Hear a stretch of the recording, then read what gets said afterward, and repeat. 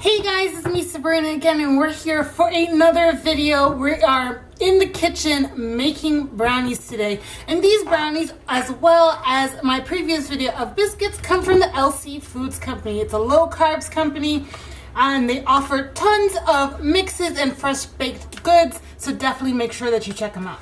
Now, I've never made their brownies before, but these are double chocolate brownies, and they all come down to 1 net carb per brownie, depending on the size that you make them, but it's 4 grams of fat, 1 net carb, 1 protein per brownie. So this should be interesting. Hopefully it comes out well. I don't know. These things, they can go a little haywire. So first thing I want to start with is basically putting the mix into a bowl. It's not real exciting over here. I'm just going to put the mix into the bowl. So this is their double chocolate brownie mix, and so it has little bits of they have little chocolate drops in here. What do they call those? Chocolate morsels in here. So that's pretty exciting. As you see here, little chocolate drops in there, little chocolate morsels. So I've got my dry ingredients already done. That makes life so much easier. And I'm just gonna get a whisk to use. So now we're gonna get our wet ingredients ready. So I've got a 1/3 cup of melted butter in here. So I'm just gonna drop that into the bowl here. Cup of that. And so the recipe, the way it was written, does call for 1/2 cup of sour cream. I don't happen to have any sour cream on me, so I am going to use some creme fraiche, which is basically French styled cultured cream, which kind of like a sour cream is. And you often meet creme fraiche in like French bakeries, stuff like that. So it's a little bit more rich than a sour cream might be, but it's still that sort of cultured cream. So I'm going to do a 1/2 cup of that.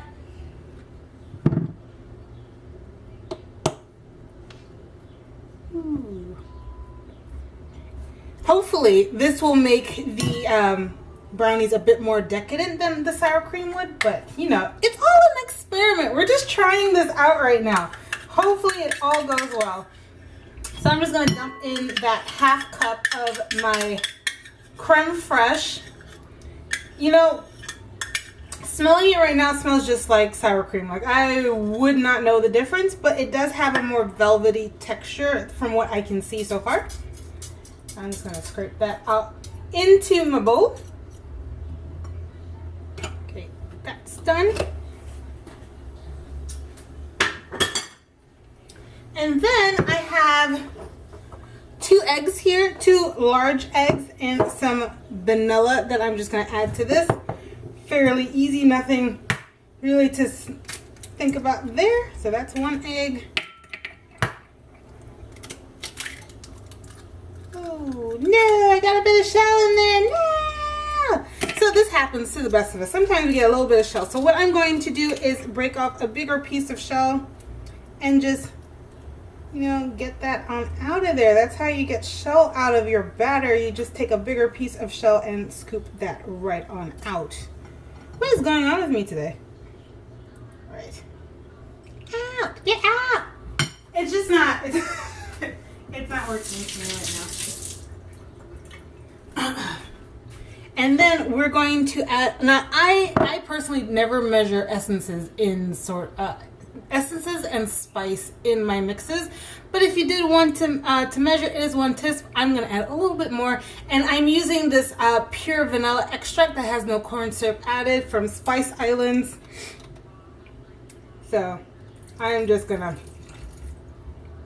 eyeball it. That was probably like 2 teaspoons, but you know, do what you will. And now I'm just gonna mix.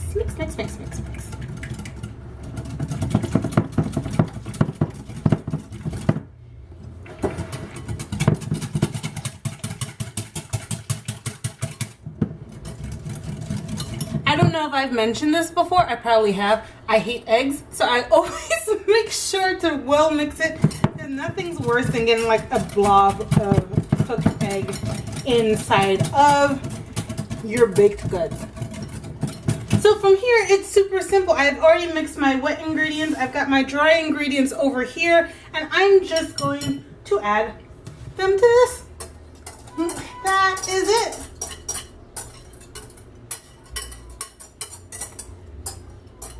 Easy peasy. Now, I forgot to mention this, but when you are, the butter needed for this,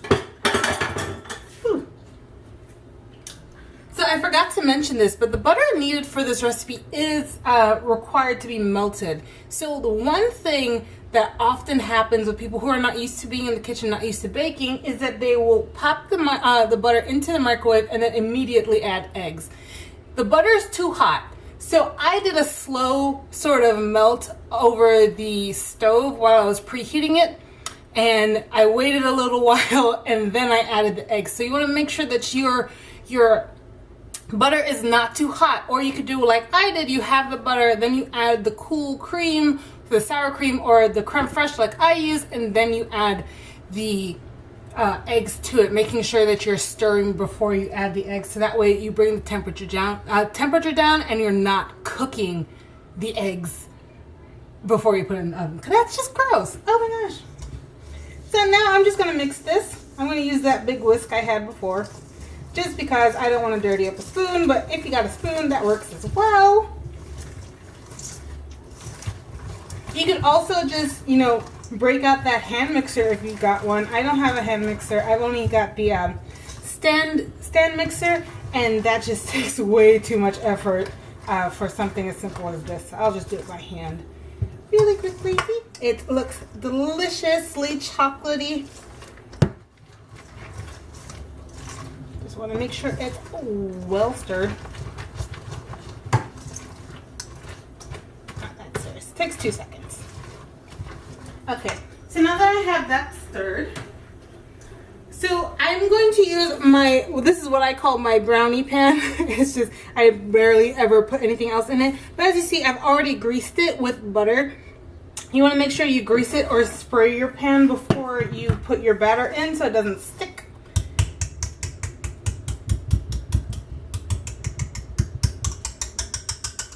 Okay.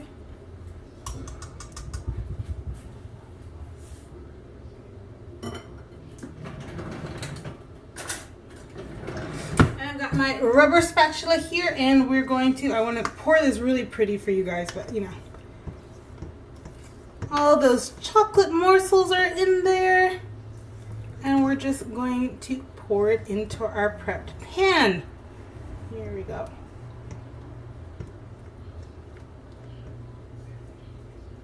You know, this is actually more difficult than it looks, you know, making things look pretty. So sorry, I'm going to have to turn the bowl because I'm right-handed and it's just faster this way.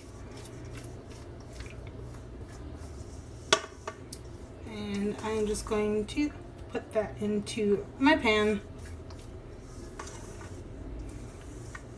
Now, my oven is preheated to 35 degrees Fahrenheit, and this is going to take about 20 to 22 minutes.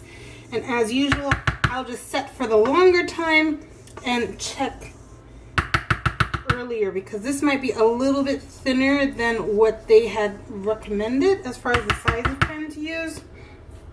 So we might need to adjust accordingly. I'm just going to spread that delicious stuff. I'll show you what I'm doing. So I'm just spreading the batter relatively evenly over the bottom of the pan. No fuss, no muss. And I'm just going to scrape my little spoonula here, my rubber spatula, and drop all that extra batter in there, because I want every little bit.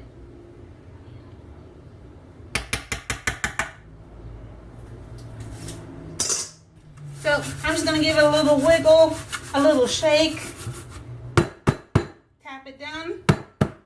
That sounds really rough, but there's just tons of stuff on my counter. So I'm really just tapping it down to make sure it's nice and flat to the bottom of the pan and there are no air bubbles. That's my own personal preference. A lot of people don't do that, but I do it to make sure there's no air bubbles inside of my tin as I poured the batter in. So I'm going to put this into the oven, heated at 375 for about 20 to 22 minutes, and then we're going to see how it comes out, and hopefully it is delicious because it already smells like a chocolate haven in here, and I'm super excited to dive into this, and I don't even know what to do with myself right now. Like, I am tempted to just stick my face in it, but you know, because we're humans and we're decent, and you know, we're not going to do that. We're going to put it in the oven and cook it. So let's see how it goes. So I'm going to put this in the oven and hopefully it comes out good. So I'll come back when they are ready to come out of the oven. Okay. So I've got them. The brownies are fresh out of the oven. You see the little dimples there for where the chocolate morsels are. And they're looking good and smelling like chocolate heaven. I am so excited to try this out. When am I not excited for food? I don't know when. But you do have to let them cool before you try to cut them. Otherwise, it'll just get super dry. We want to decrease the surface area here so that it can cool nicely. So what I like to do as a trick to make sure that my cake sort of baked goods stay nice and moist is that I take a couple of paper towels and I make them damp. I pour a little water on them from the sink, and then I just lay it over my baked good, and then I trap in all of that goodness with a heavy, dense dish towel over it. Sorry, I trap it all in with a heavy dish towel. So that's going to create some steam in there, and that's going to keep it nice and moist. But definitely do not cut while it's still hot. You're going to make it super dry if you do. So once you have finished baking it, and let's say it's already cooled, then according to the directions, it should make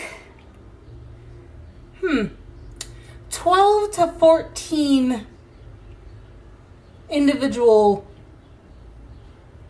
brownies. Now, this is a square, so I'm gonna go for 12 on this 4 and 3. And for that, so that each brownie would be 1 net carb, 1 protein, and 4 grams of fat. So I'm gonna let this cool, and I'll probably try to insert some photos of how it looks once it's cooled and cut, and take a photo of how I dress this up. I will probably be eating this with ice cream. I am just letting you know it is hot, hot, hot here in New York. So yeah, definitely having this with some ice cream. It's going to be amazing, guys. It is going to be so awesome. Thank you for joining me in my kitchen again. Thank you for watching me struggle through this particular recipe. It wasn't really a struggle, but you know, there was a bit of a struggle there for a second. Thanks for joining. If you like this video and this sort of content, make sure you give me a thumbs up, comments and questions down below like always. And if you have watched all of this and you're still interested, please make sure that you hit that subscribe button. There is lots more in store for you guys. Again, this is Sabrina from Unlife, and thanks for watching. See you next time. Bye!